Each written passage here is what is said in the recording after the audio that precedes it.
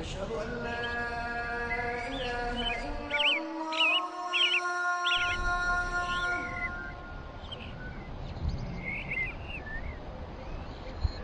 أشهد أن لا إله إلا الله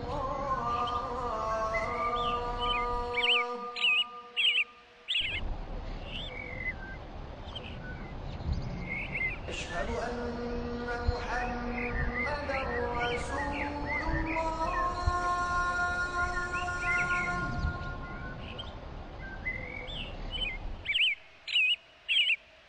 أشهد أن محمدا رسول الله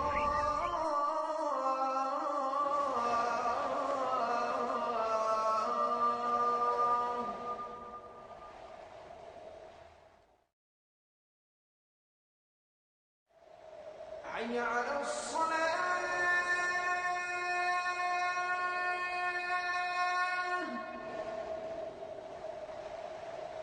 حي على الصلاة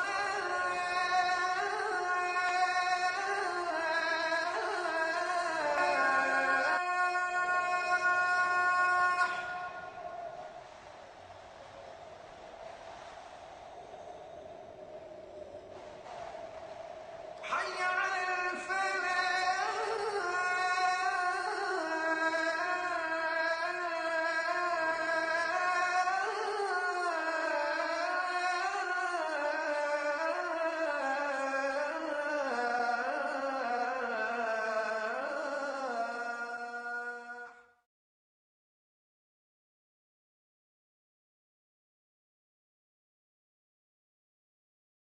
نبينا محمد وعلى آله وأصحابه وأزواجه أجمعين أما بعد فأعوذ بالله من الشيطان الرجيم بسم الله الرحمن الرحيم رب اشرح لي صدري ويسر لي أمري واحلل عقدة من لساني يفقهوا قولي ربي زدني علما أجمعين inshallah. May Allah subhanahu wa ta'ala increase in all of us knowledge. Assalamu alaikum wa rahmatullahi wa barakatuh. Brothers and sisters, on behalf of Talimul Islam and on behalf of Institute of the Language of the Quran, we welcome you to this new Arabic course. Inshallah, this course will benefit you a lot.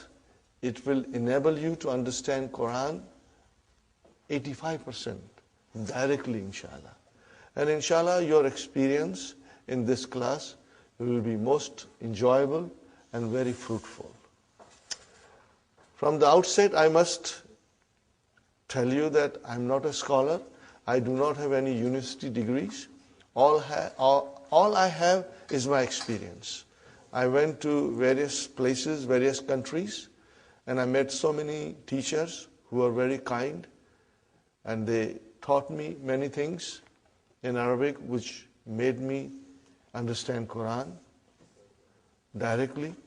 And inshallah, I'm going to share all these things with you so that you will be able to understand Quran when it is recited. When you pray, you know what you are praying. And when you hear tilawat, inshallah, it will touch your heart because you will understand what's going on. We start with our handbook, brothers and sisters. How many letters of alphabet?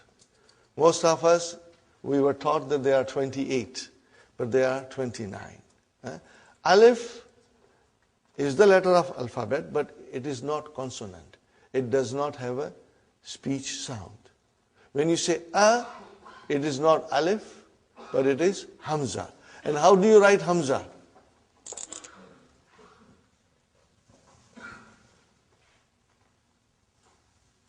Are you with me? This is hamza, brother. Then what is this alif doing here? It is Hamza's chair. Hamza is very delicate. She needs a chair. Okay? So here is alif is the chair for Hamza. Sometimes waw will become a chair for Hamza. And sometimes ya will become a chair for Hamza. So Hamza has different chairs. depending on what is in front of her. And sometimes Hamza feels strong and she doesn't need any chair. So there are many rules, spelling rules for writing Hamza that slowly we will learn. You do not have to worry, brother. And I must tell you something, that if you do not understand everything today, brothers and sisters, don't worry. Because tomorrow when you come to class, inshallah, you will understand better. And third day, your understanding will be very strong. And after 1 week, you will say to yourself, I knew this all from my childhood. Okay? Inshallah, you'll get stronger and stronger. So, brothers and sisters, we have to remember, okay, alif is used for elongation. How many, okay, now in the handout, the next thing is, in English language, there are 8 parts of speech. We know that, and they have been given here. Noun, pronoun, verb, adjective, adverb, preposition, conjunction, and interjection. These are the 8 parts of speech. How many parts of speech in Arabic? 3. Noun, verb, and particles. Harf. Okay? So, brothers and sisters, how come there are 8 in English and 3 in Arabic? But the noun in Arabic also includes pronoun, adjective, adverb, and interjection. They are all covered in this category of noun.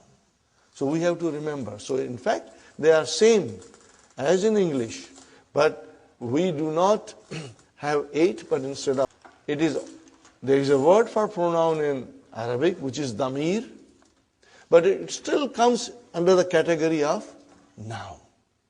This is just a general idea, brother. You will, inshallah, as we go along, you will notice that, inshallah. The next thing is, brother, the letters of alphabet. Okay, brother and sister, and as we said, there are 29 letters of alphabet, out of which 28 are consonants, and alif has no speech sound. When you say a, it is the sound of hamza. Now, how many vowel signs, brother, in Arabic language? Only 3. Dhamma, fatha, and kasra. Are you with me, brother? Dhamma, fatha, and kasra. Now remember, these are short vowels. Okay, they are short vowels. So if I say to you, if I write like this, what will you say? Bu, short, bu. If I write like this, what will you say? Ba, short vowel. And if I say this, then it is bi, short. Now in order to do elongation, I put here alif. Now you see, the job of alif is to elongate.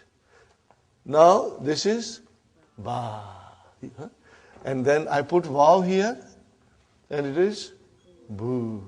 And if I put ya here, it is bi. Are you with me? Now, there are 3 vowel signs. Dhamma, fatha, and kasra only. And there is a 4th thing we must understand, and it is called sukoon. Are you with me, brothers and sisters? There are many ways of writing sukoon. Sometimes it is like a tiny circle. Sometimes they write like this. But I prefer tiny circle because it's better when you want to understand properly. Okay. Now, sukoon is not a vowel sign. Sukoon is not a vowel sign.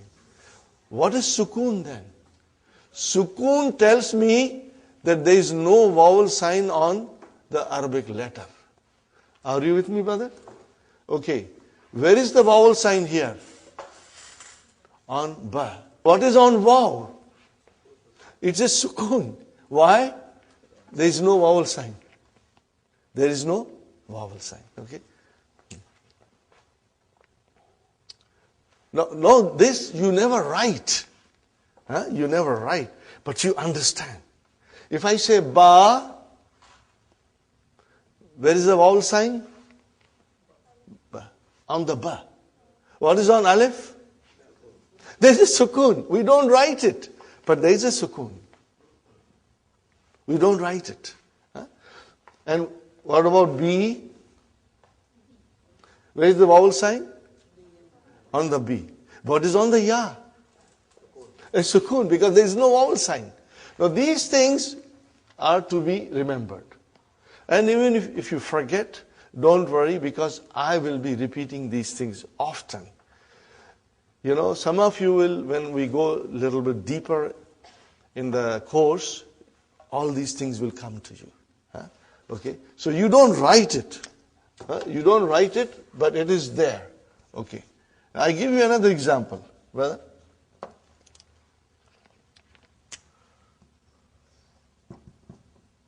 What is this, brother? Taba. What is it? Taba. Okay. And what is this? Tuba. Are you with me? Now I write down like this. What is this? Tab. There is no vowel sign on ba. Tab. See how you pronounce ba? Tab. Okay, now we come to other part of the handout, brothers and sisters.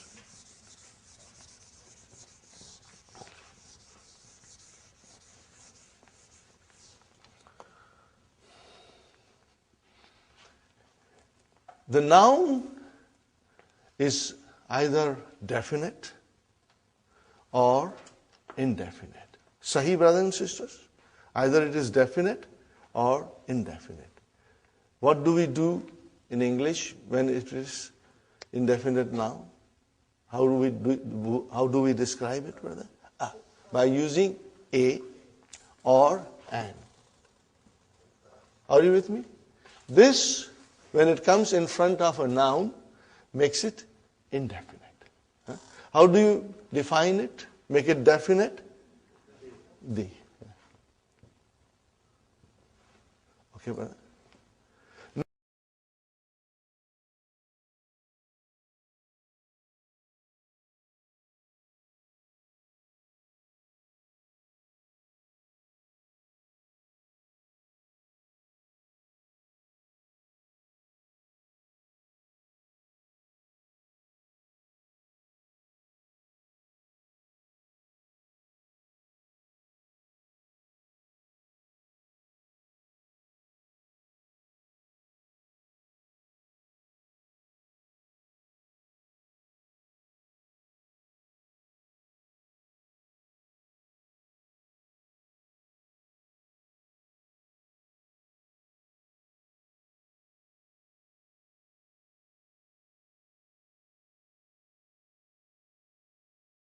Now, in order to define an indefinite noun in Arabic,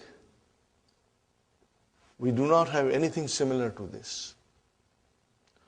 But at the end of the noun, we put double vowel sign. Are you with me?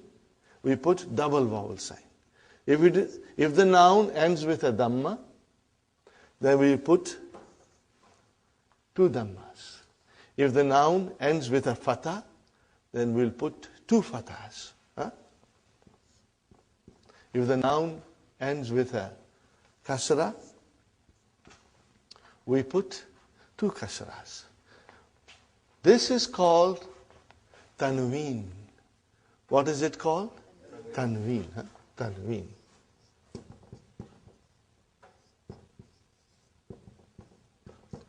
Tanween tells us that the noun is indefinite. Are you with me? Tanween will tell us that the noun is indefinite. If I say kitabun, what is the English? A book. A book. A book. If I say kalamun, a pen.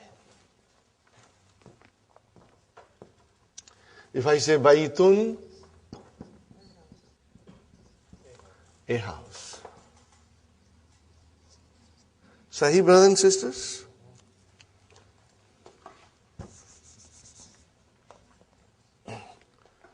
And then, how do I make it definite? So, definite, which is in English, we have to add al to the noun. So I want to say the book. What will I do now? Al-kitabu. I cannot have tanween. Al-kitabu. Al-kitabu. The book. Okay, brothers and sisters? Now you see, as soon as I put al, like a magic, one vowel sign got dropped. Instead of bun, it became bu. Got the idea? Now, if I say kalamun, a pen, I want to say the pen.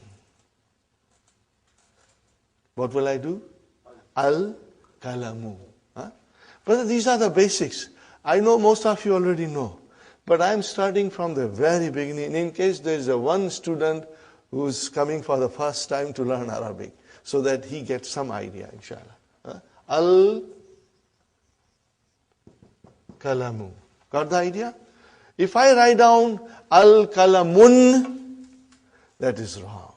Because tanween and al cannot coexist.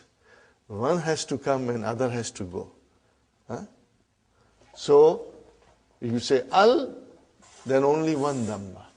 And then here comes al-baytu.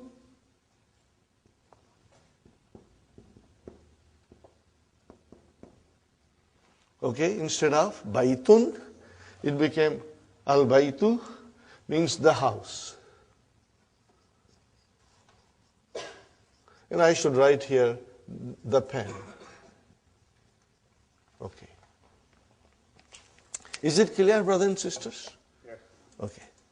Now, we come to something which is always sometimes confusing to the students, but I will explain you, and I'll keep on explaining you in every session. Whenever I get an opportunity, I'll be asking you questions and also repeating my point, so that if you have missed it out, you will inshallah remember. But I said baytun, it is indefinite. How about if I write down Muhammadun?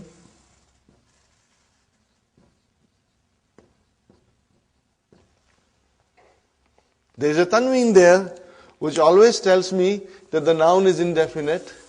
But what about Muhammadun? Is it definite or indefinite? It is definite. Brother, how come? Tanween means indefinite, and now you say Muhammad is definite. Yes, you are right. Why? Because Muhammad is a proper noun. All proper nouns are definite. When you say Muhammad, it doesn't mean any Muhammad. It means one particular Muhammad. If I say Ali, brother, how do you write Ali? We always say Ali, but truly speaking, Aliyun, brother. See tanween? Now tanween is normally the sign of a noun which is indefinite. But in the case of proper nouns, the tanween doesn't make any difference. It means the noun is definite. The noun is definite. You will remember this, please. Okay? And I will be repeating it again and again, inshallah. Brothers and sisters, now I come to a very important rule in Arabic, and inshallah I will try to explain you in a nice way, brothers and sisters.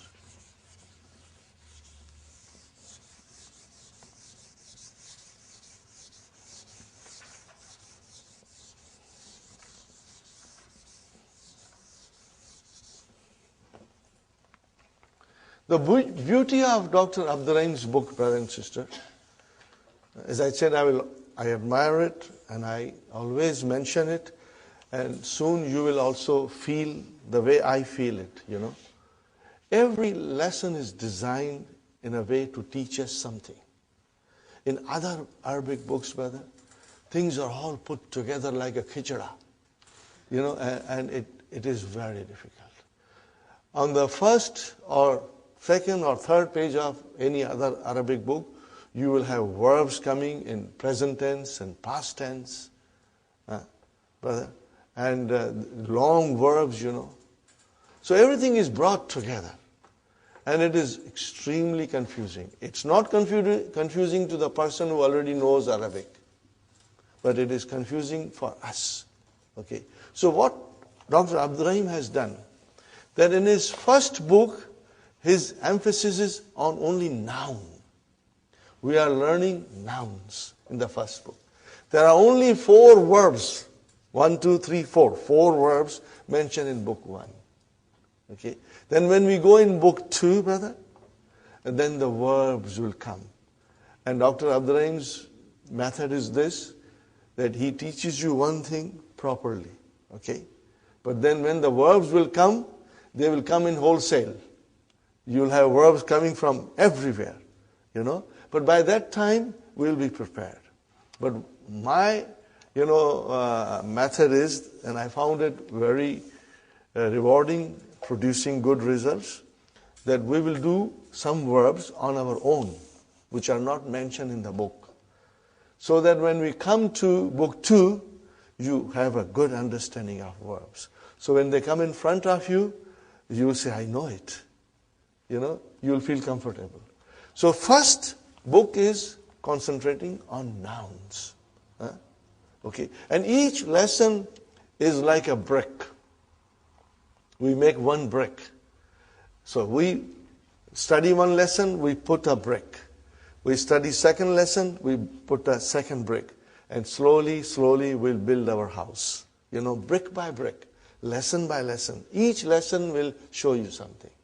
Now we come to the page 3 of handouts. All these things are also mentioned in the key, but I have tried to, do little differently, brothers. So you must always read the key also, it will help you. Now, in Arabic, the nouns decline. Declension of noun. In Arabic, nouns decline.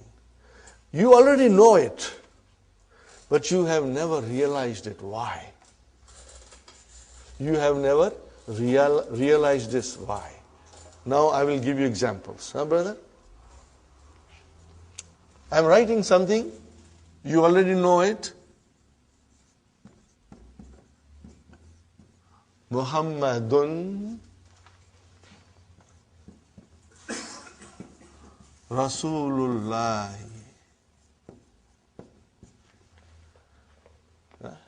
What is the English, brother? Muhammad is the messenger of Allah. Very good, brother. Then I say to you,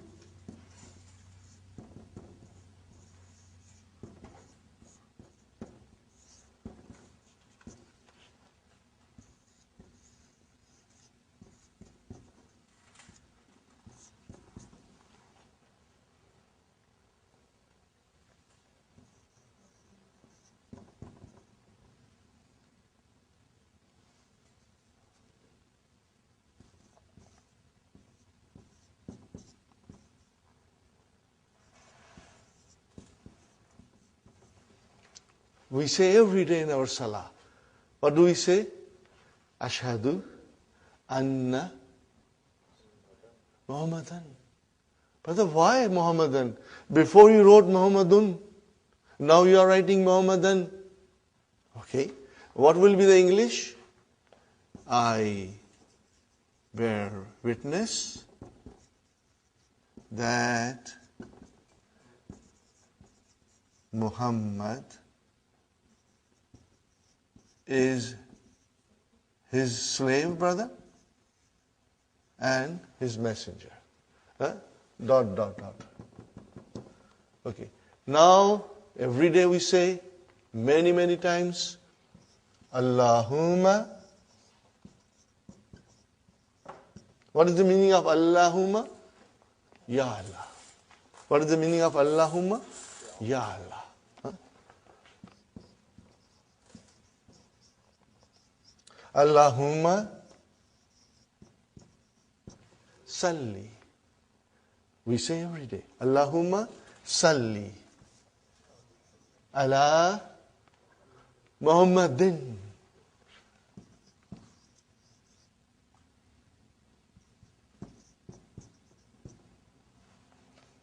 Oh Allah, send your blessings on Muhammad.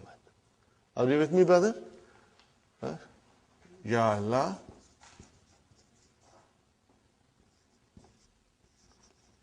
send your blessings on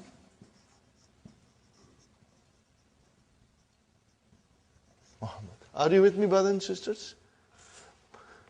Do you see any change in English where we wrote down Muhammad? We did not change anything in English. But what about in Arabic, brother? What's going on here? Sometimes you are saying dun, sometimes you are saying dan, sometimes you are saying din. What's going on? This is what we are going to learn and understand. What is the rule, brothers and sisters? That Arabic nouns decline. They have 3 different endings. They can end with a tanween dhamma or with one dhamma if there is al there. It can decline to tanween fatah, or if you have al, then it is one fatah, or it can decline to tanween kasra, or with alif and lam, with al, one kasra. Okay, brothers and sisters? So what is this, brother? Only the ending. Dun. What is it? Dun. And what is this? Dan. And what is this? Then. Say it again loudly. Dun. Dan. Then. These are the 3 declensions.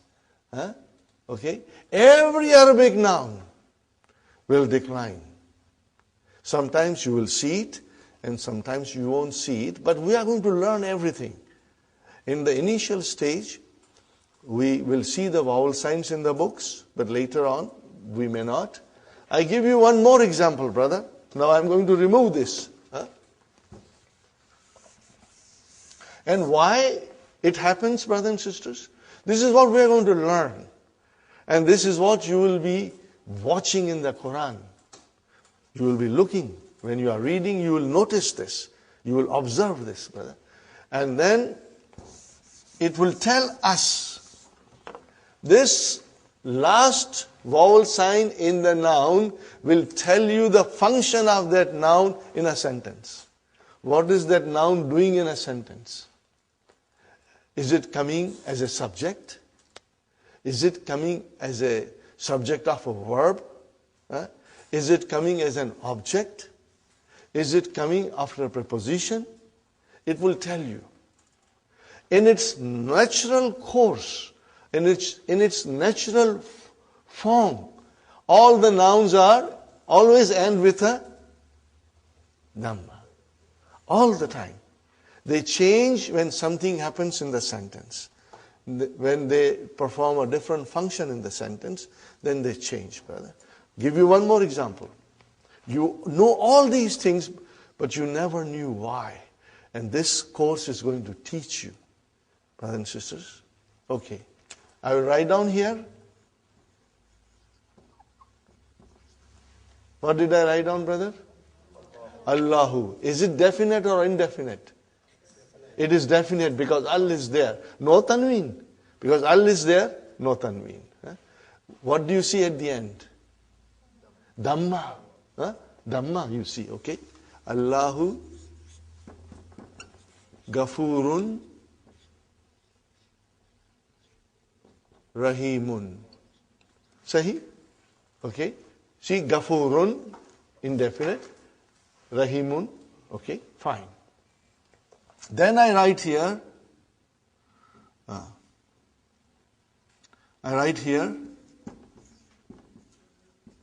Inna Allah. Why, brother? I put Allahu there, now I am putting ha. Allah. Something is happening in the sentence. Okay? Inna Allah Gafurun Rahimun. Got the idea, brothers and sisters? Inna Allah Gafurun Rahimun. Correct? Now what is at the end of Allah? Fatah. Why it is single? Because it is definite. Sahi? Now we say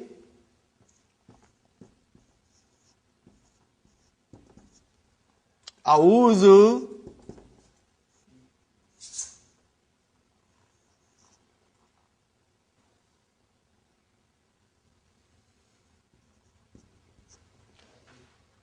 What did I write down? A'udhu. Hey, come on, give me a break, brother. What's going on here? Sometimes you are saying Allahu, sometimes you are saying Allah, and now you are saying Allahi. What's going on? But as we know, the nouns decline in Arabic language. And we are going to learn about that. Are you with me? We are going to learn about that. Okay? And let's learn the terminology now. The terms. If the noun, brothers and sisters, look at carefully. If the noun ends with a dhamma, be it a tanween or one, it should end with a dhamma. Be it a tanween or a single dhamma. It is called marfu. What is it called, brother? This you will have to memorize. Marfu. Are you with me, brothers and sisters? If the noun ends with a dhamma, you will call it marfu. You will say the noun is marfu. Okay? What do you call it in English? You will call that it is in nominative case. Brother, if you are comfortable, we will use some English terms, but later on you will be most comfortable with Arabic terms. Marfu is nominative case.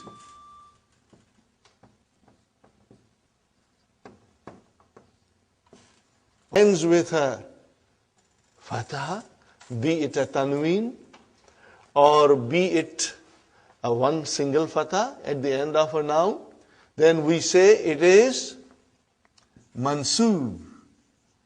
What is it, brother? It is mansoob. What do we call it in English? Either you call it objective case or accusative case. It's mentioned there. Objective case or accusative case. Are you with me, brothers and sisters?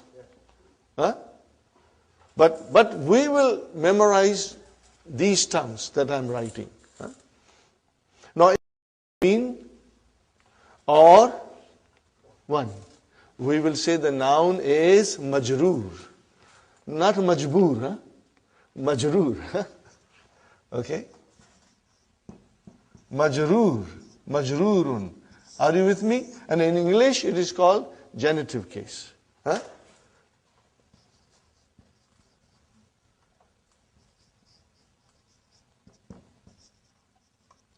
I think it is I, genitive case.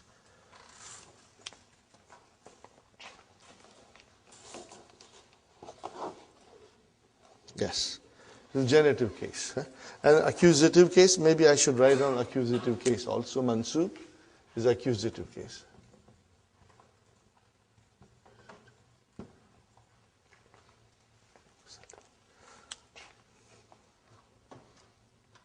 Okay, brothers and sisters? So today, you must memorize marfu, mansub, and majroor. We will repeat it every day. And brothers and sisters, this thing will stay with you all the time when you are reading Quran. It is in the back of your mind that the nouns can be marfu, according to the function it performs. It can be mansub or it can be majroor. As you can see, we say Allahu Ghafurur Rahim. We said Allahu. As soon as I put inna in front of it, I said inna Allah. We are going to learn what is inna in book 2. The first lesson in book 2 deals with inna. Inna Allah. Okay. And then as soon as something came, billahi, which is a preposition, it changed the noun into a majroor. Change it into majroor. This is what we are going to learn, and this you'll observe. This is the very, very important. Okay. Now, I made a little song, out of this. When I say dun, it's marfu. When I say dan, it's mansub. When I say din, it's majroor.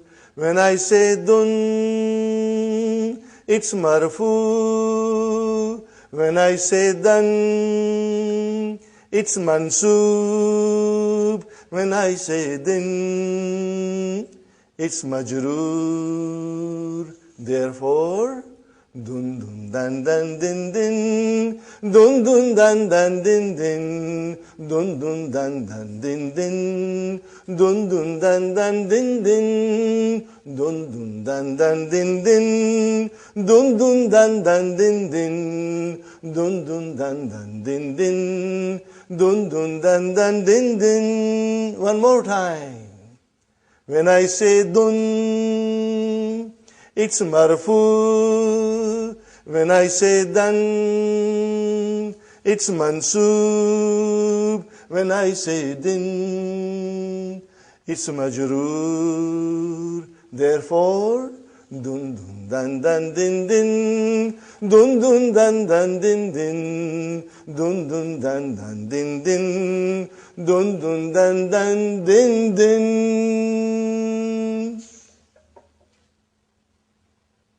Brother? Okay, so we will remember this, and this will help you. Okay, and you must always remember. What will you remember, brother? Pronounce this. Last one. Dun. What is this? Dan. And what is the next one? Then. In short, dun dan din. What is it? Dun dan din. That is the way the nouns decline in Arabic. Dun dan din. Okay? Now I compose another song, but I have to, because I'm not a musician, but sometimes I get that inspiration and I do it, maybe later on I will, inshallah. To refresh you, again I will do it, inshallah. Are you with me, brothers and sisters? So 3 pages from the handout. Now we go to the main book. Brother, we go to the main book. Ad-Darsu Awwal. Okay? Hadha. What is, sister, the blue book? Blue book, lesson 1. What's the title? What is the title? Haza. We are learning Haza. What is Haza, brother? Most of you know the meaning. What is it? This. Huh? Haza means this. Okay, but write down near there in your book. Huh? Just write down, brother. What is Haza? It is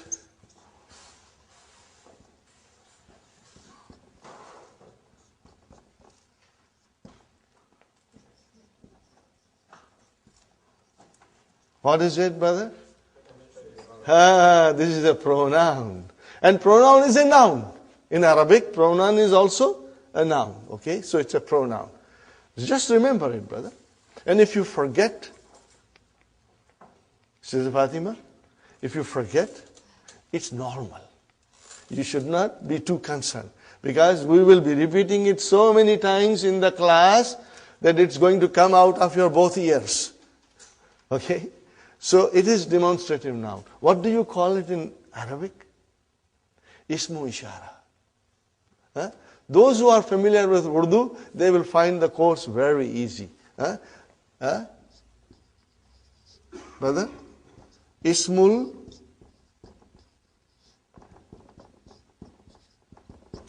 ishara. Huh? We will be repeating it. Right now I'm, throwing these things at you. But please do not be gabarified, because we will be repeating them, and it will inshallah become part of your vocabulary and part of your memory, inshallah. Huh? Haza. Are you with me, brother? What is haza? It is a demonstrative pronoun, which means it's a noun. Are you with me? Okay. And then in Arabic we call it ismu ishara. We call it ismu ishara. Okay? Inshallah. Now, these are the sentences, simple sentences we are studying. And I'm not going to go in detail, but very soon we'll go in detail, because ours is an intensive course. We will be moving at a steady pace, brother. Huh? Now, as you know, you are all supposed to read. Huh? You must know how to read, and you will be writing all these things in your book. And the more you read and write, you will become stronger, brother. And in the class, if you are a team of husband and wife, it's a great thing, because you can go home and read to each other and discuss with each other, and it will help. Every day, brother, you got to do your homework. This is just like coming to a college or a university program where you go in the morning to the university, go home and study, come back and learn more. So our course is like that. If you will work hard, you will succeed. If you won't, then it will be a problem. Okay. What is the first? Hada baytun. What is it? Hada baytun. Now, normally, when you speak, you do not say baytun, you say hada bayt. Just like in Quran, when you stop, you give a sukoon. But for our course, we will repeat dun, dan, din, we will repeat, because we want to understand properly. Brother, those who speak Arabic fluently, just like us, we speak English fluently. But do we know the grammar? We don't know the grammar. If somebody asks you, teach me English, you cannot teach English, brother, because you don't know yourself properly. You only speak, you cannot teach.